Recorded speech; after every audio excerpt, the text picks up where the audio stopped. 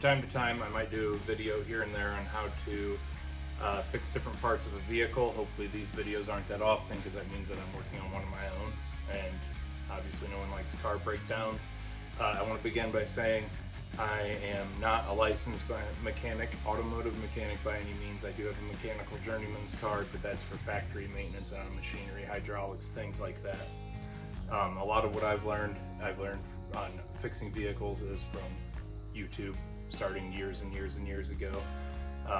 And even now there are things that I know how to fix, but I'll still look up YouTube videos from time to time just to see if there's an easier way.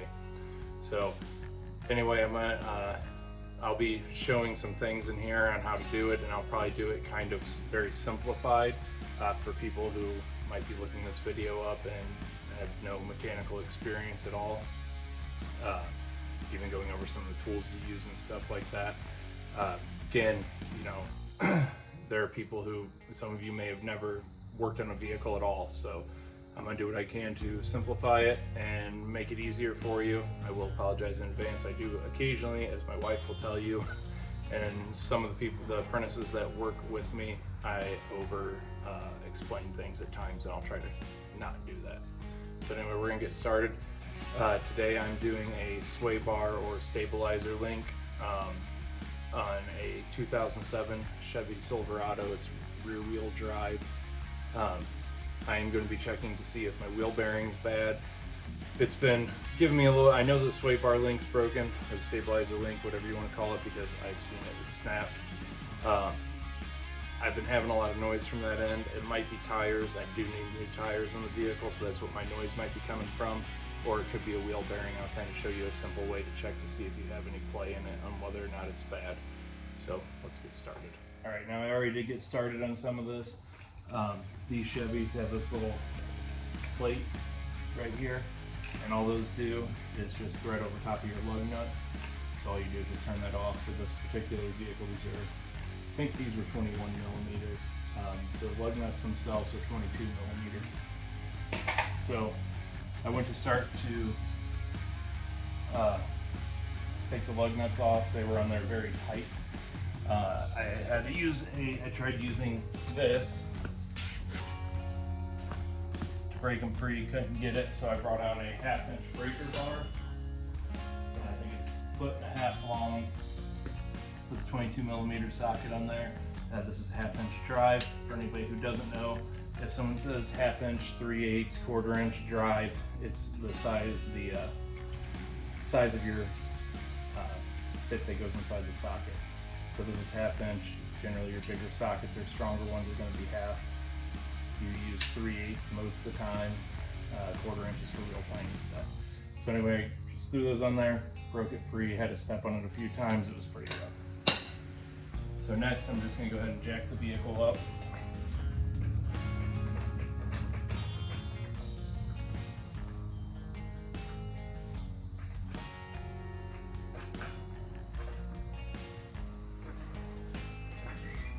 I'm going to get this up to where my front wheel is just off the ground.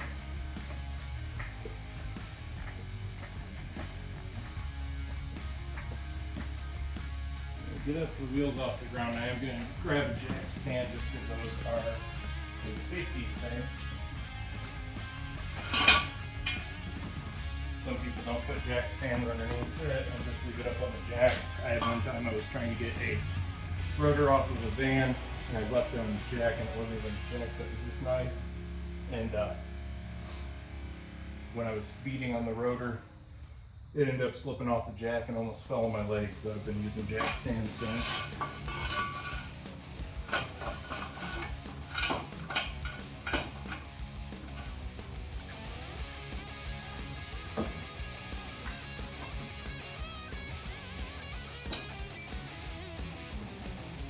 So once I get the jack under there, you'll slowly lower it. With this particular jack and most of them, you twist the handle a little bit. But even then, I will still leave the jack under it just as a double safety. I'll show you where to put it at. Alright, so you look under here, you just find your frame. See if I can get a light under there to let you see it better. So right here's my frame. Put the jack on there, lifted that up, and then I got the jack stand sitting under the frame as well. Again, I just go ahead and leave both of these in there. Okay, so now I'm gonna go ahead and check the wheel bearing, see if it's got any play in it. The wheel bearing is what your studs for your lug nuts is on. It's your whole hub assembly with the wheel bearing in there. And generally, if your wheel bearing's bad, you'll hear like a grinding sound while you're driving, maybe a little bit of rattle, things like that. One way, it should be nice and tight. So what I'm going to do is I'm going to pick up this way and then twist this way, but you're not doing it real hard. It's just kind of like a slow motion, just to see if there's any play. Obviously, if you pull too hard side to side, it's just going to trip the wheels possibly, especially if you have the other side of the vehicle up.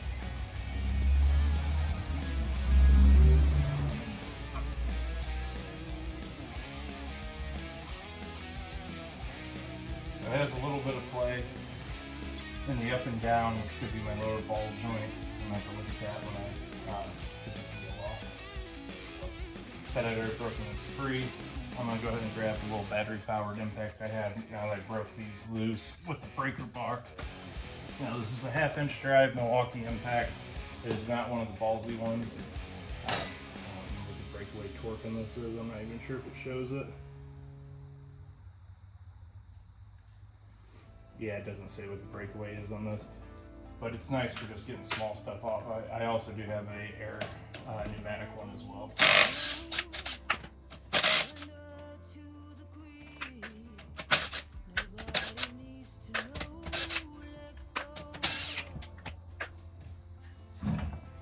Alright, we got our tire off. Go ahead and move that out of the way.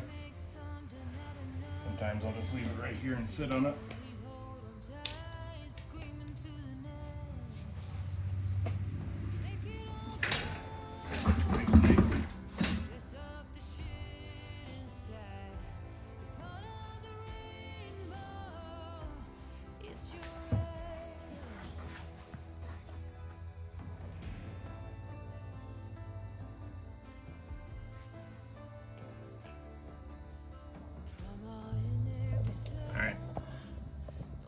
So right here's my sway bar link. You can see the bottom of it snapped off. What I'm probably gonna have to do is get in there to that nut. We'll see how that goes. You can see that nut right there. It's got a bracket for one of the brake lines over it. And then we'll just put the new one in and bolt it on. Okay, so again, here's the sway bar link that we're replacing.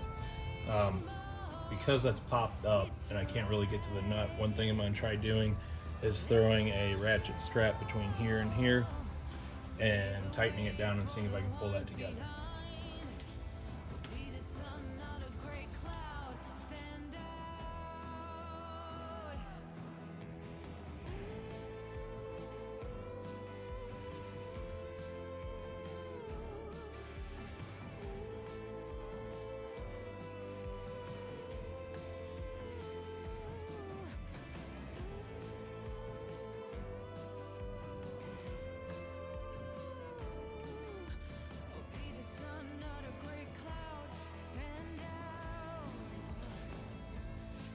Alright, as you can see, the ratchet strap worked awesome, and I've now got this down round about where I need it.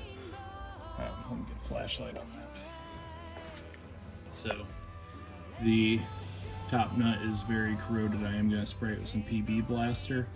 If you don't know what that is, if this is your first time working on anything, PB Blaster is a penetrating oil that helps get past rust and break things free.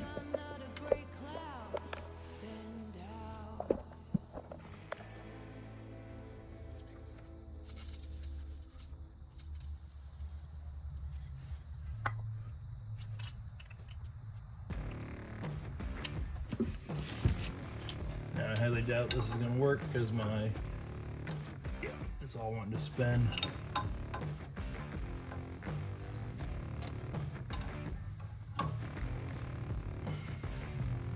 sure if I will be able to get that off.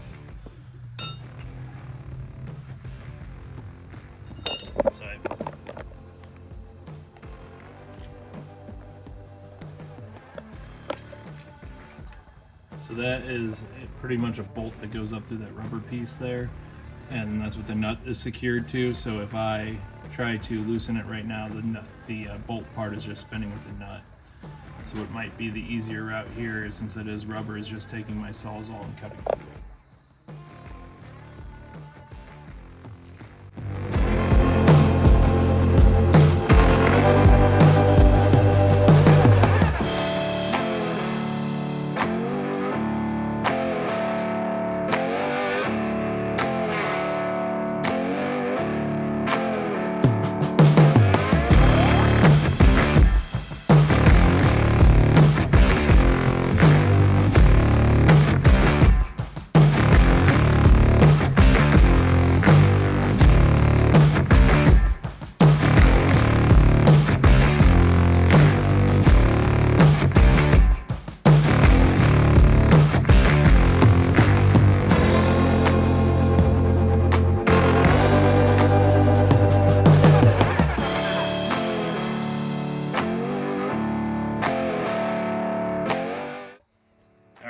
So that worked wonderfully. Here's the old one. Clean out the hole. Now watch out, that will be hot. Screwdriver real fast.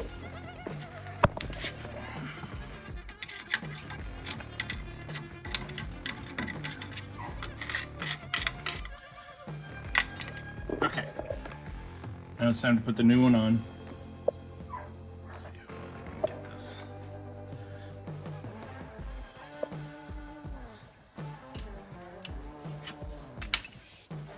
So I'm going to have to disassemble the new one to put it on. This bushing goes on the top right here. That one goes on the bottom under there.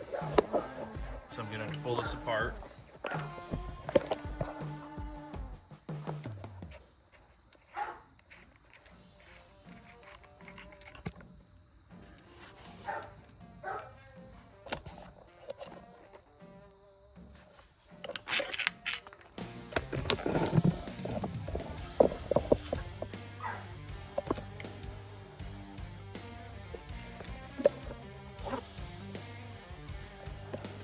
I like to set these in order how they go. So we're going to take this.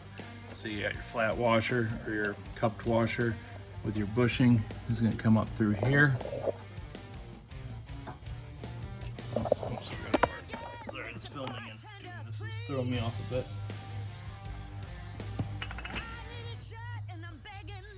So it's coming up through there. Putting that through there. Yeah, and I messed up again because I wasn't paying attention. That goes upside down. Then we do this. And then coming out of the top, put our next one, which I might actually have this a little too tight on the ratchet strap.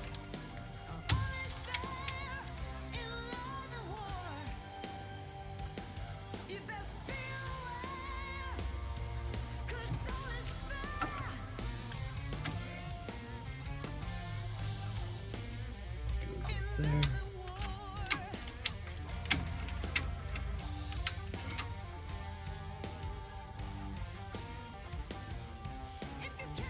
He don't come in the kitchen. Bring you pain is my new addiction. Been the other way around before too long. Now you're gonna find out what it's like to be wronged. Well, all is fair in love and war. You pull no brakes when you're riding to the core.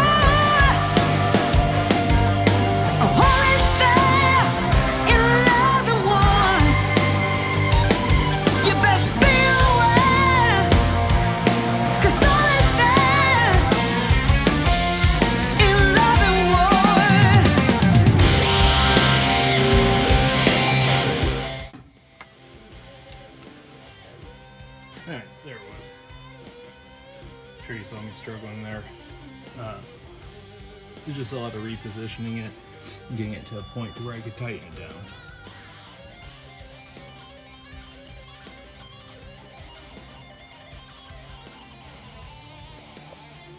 And now it would just be tightening the nut down.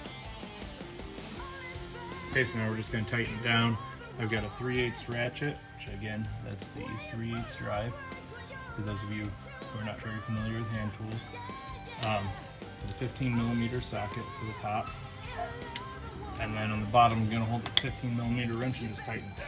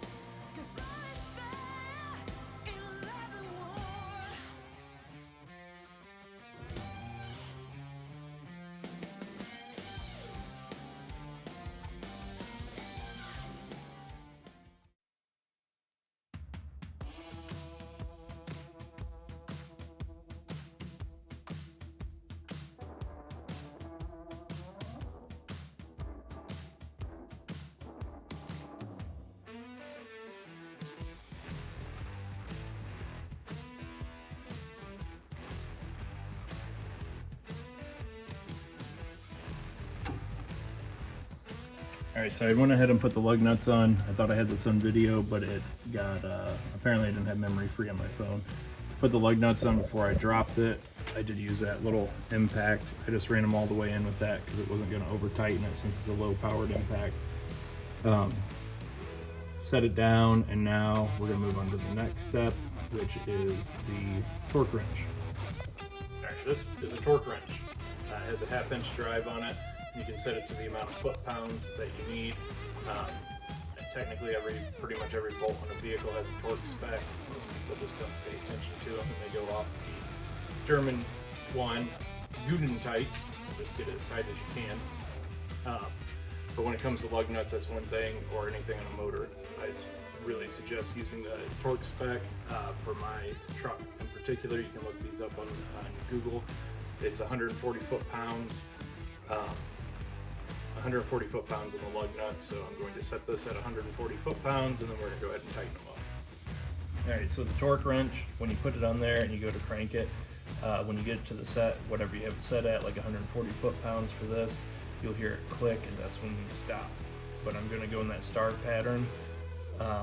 You just jump across in a star pattern on the lug nuts, and then when you get done and they're all tight, I still go back through it one more time just to make sure everything is good.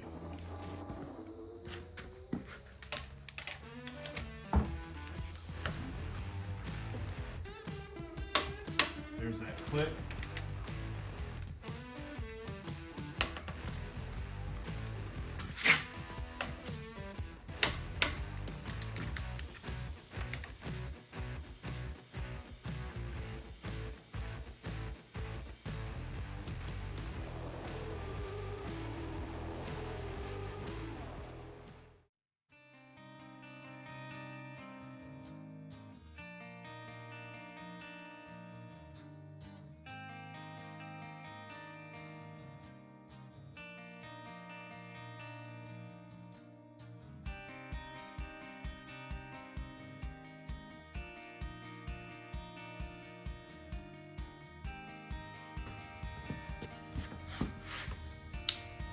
And the last thing, I'll just be putting this cover back on.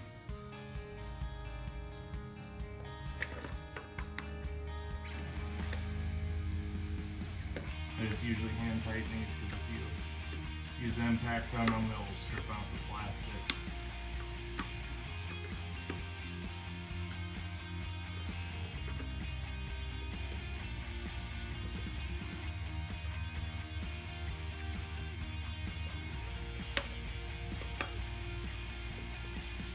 Alright, so we got the wheel back on and everything, and now the truck is ready to drive. If you do have a torque wrench, if you've never used one before, when you're done using it, always set it back to 0. Just helps keep it more precise. So anyways, thanks for watching, and remember to like and subscribe.